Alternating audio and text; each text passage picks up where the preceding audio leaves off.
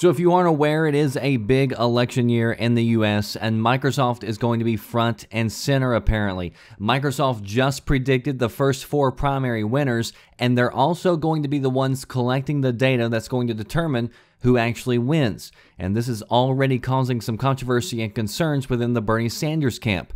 Microsoft reached out to both the Democrats and Republicans last year to develop an app supported by their cloud technology, which is going to allow the 1,700 precincts in Iowa on February 1st to report their results to party headquarters on caucus night.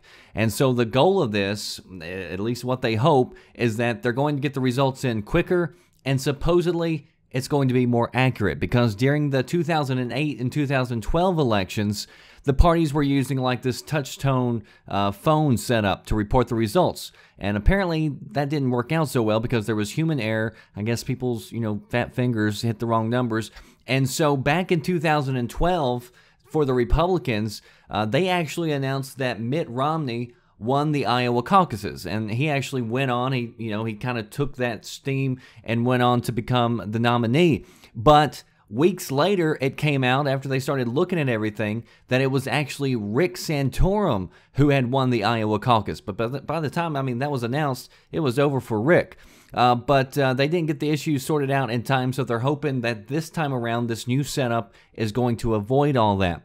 Now, Microsoft claims that their new system is, built in with all these safe walls and protections. It's only going to allow credentialed users to report results, and they've got these fail-safes set up to flag anomalies, and will also have precincts double-check results before they're actually submitted.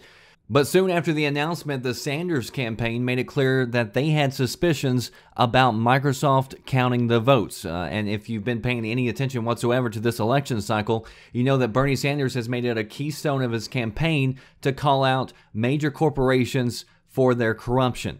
And so Sanders has pointed out also that over the years, employees to Microsoft have donated hundreds of thousands of dollars to Hillary Clinton, who he's running against. And so they asked the Democratic Party, why is it that you couldn't find a local technology company to basically do what Microsoft is doing? So all parties have set up their own ways to try to verify the accounts before they actually submit these votes to try to make sure they're all legit. And from what I understand with these particular caucuses, there is actually a paper trail, so people can go back and actually look at the votes and actually count them. So at least it's not all technology based, because if you know anything about technology, you know that it's easy to tamper with, and there's plenty of documented cases. You can go look on YouTube and find where people have been able to digitally manipulate these voting machines.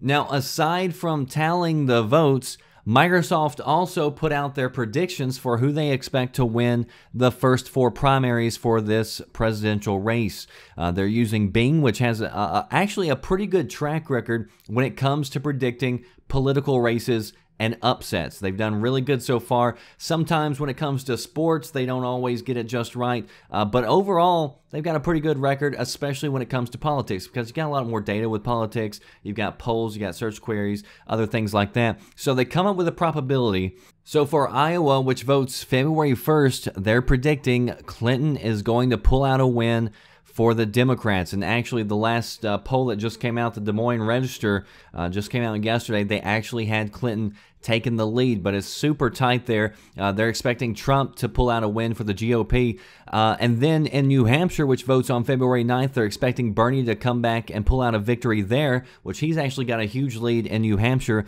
They're expecting Trump to also pull out a victory for the GOP. He also has a huge lead there. And then the next 2 races, they're expecting to fall for Hillary and Trump again. So as far as my thoughts on the race is concerned, I think Bernie needs to pull out a victory in Iowa to give Clinton a run for her money. If he could pull out 2 victories in a row, then I think, that gets the rest of the country really looking hard at him, because he's losing big time when it comes to nationally looking at the polls, but he's super close when it comes to Iowa and New Hampshire, which is the first 2 races. Almost everybody is expecting a cakewalk for Clinton nationally, but if you get those 2 races in, then that could definitely shake things up and show what a weak candidate Clinton actually is. If you base it just on the crowds and the events, You look at Bernie Sanders and Trump, they're filling up stadiums.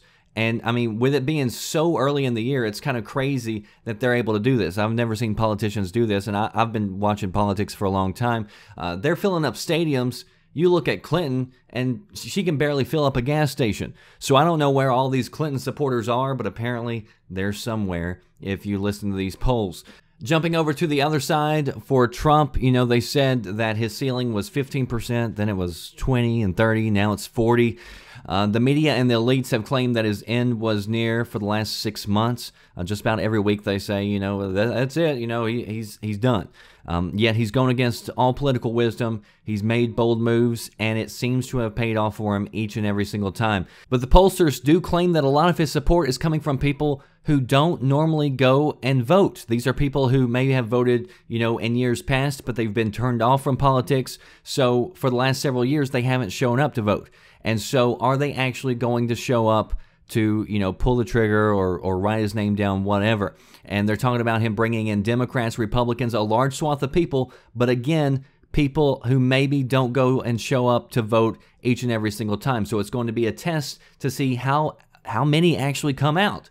And so these are the numbers that the pollsters really don't know how to account for, because these people are swearing up and down they're going to come vote, but will they actually show up? So, I mean, I've told you before, I've said this in videos past, I love politics. I've mentioned it throughout the years. I do political videos every once in a while. And so I do want to point out something real quick, because this always gets brought up in the comments section.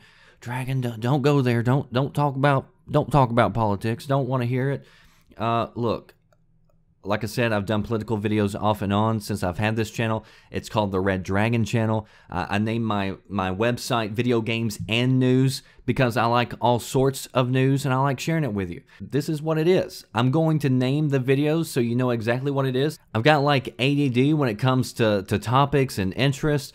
And so I got to do what, you know, keeps me motivated, what keeps me entertained, and hopefully, you know, it entertains some of you all as well. And so that's what it's all about. But, I mean, that's why I also do, you know, the After Dark series and things like that. So I like to go off the rails every once in a while and talk about something besides just video games. There's a whole world out there to talk about. So if you want to read more of these stories, links down below. Who do you think is going to win the Iowa caucus? I'll see you next time. Thanks for watching.